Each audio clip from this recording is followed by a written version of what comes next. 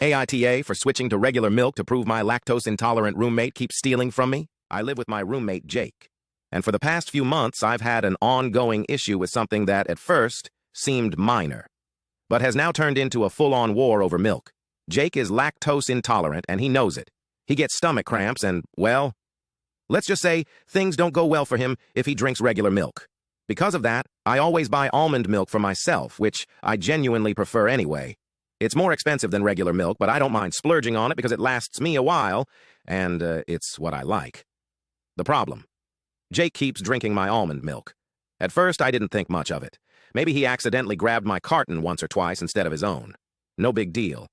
But then, I started noticing it disappearing way too fast. I live alone with this guy, and I know exactly how much milk I use. It wasn't me. So, I decided to test it out.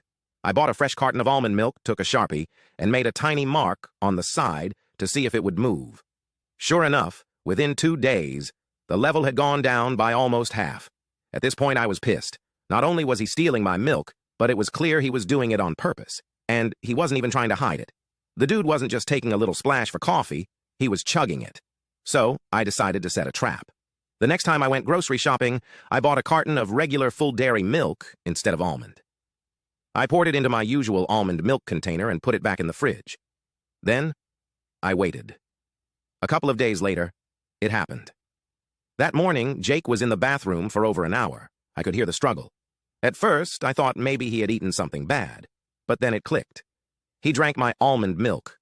A little while later, he stormed out of the bathroom looking miserable and yelled at me, asking what the hell was wrong with my milk.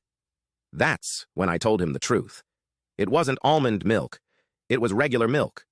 Jake completely lost it. He accused me of poisoning him on purpose and making him sick out of spite. I shot back that I wouldn't have needed to do anything if he had just stopped stealing my milk.